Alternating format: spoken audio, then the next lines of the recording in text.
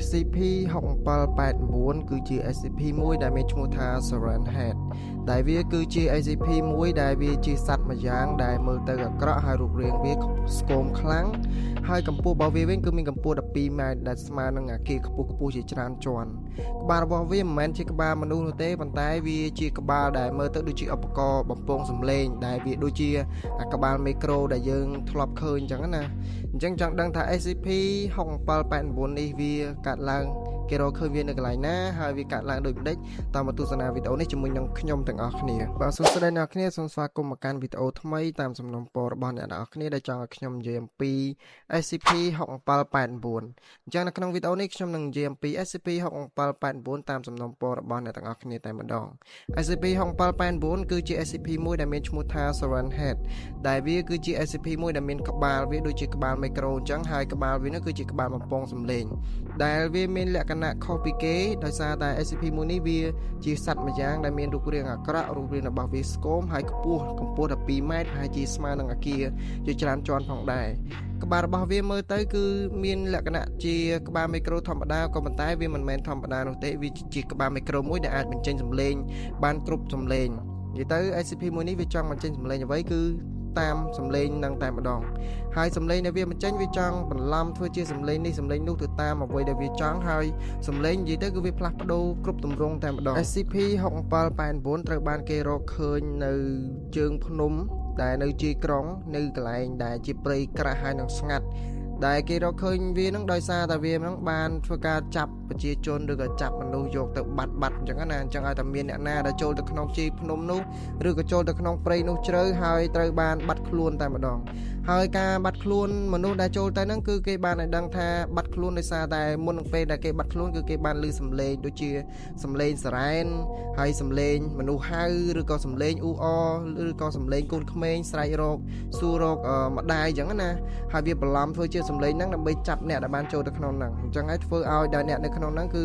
បាត់តែម្ដងអញ្ចឹងទៅឲ្យតែអ្នកចូលទៅក្នុងហ្នឹងគឺបាត់តែម្ដងហើយនេះហើយដែលធ្វើឲ្យ SCP Foundation ហ្នឹងក៏បានបញ្ជូនក្រុមការងាររបស់ខ្លួនទៅស៊ើបអង្កេតហ្នឹងណាក៏បានឲ្យដឹងថា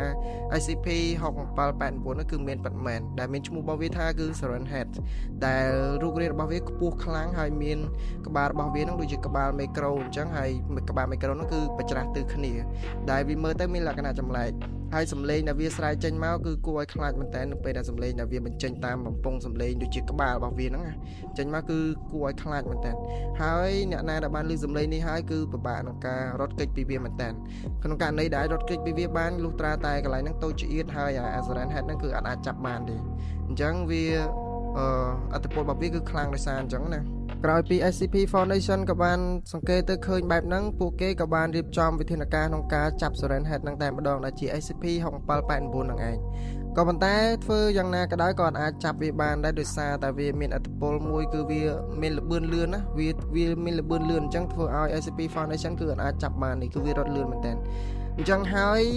ក្រោយមកហ្នឹង SCP Foundation ក៏អត់បានចាប់វាដែរដោយសារតែចាប់វាអត់បានអញ្ចឹងហើយគេក៏ធ្វើការរារាំងកុំឲ្យមានអ្នកណាចូលទៅកាន់តំបន់នោះហើយនឹងតាមខ្លំមើលអា Serenhead ហ្នឹងឯងដែលជា SCP-6789 ហ្នឹងឯងដោយគេប្រើប្រាស់ drone ផ្សេងដើម្បីធ្វើការខ្លំមើលអា Serenhead ហ្នឹងណាដើម្បីកុំឲ្យវាមាន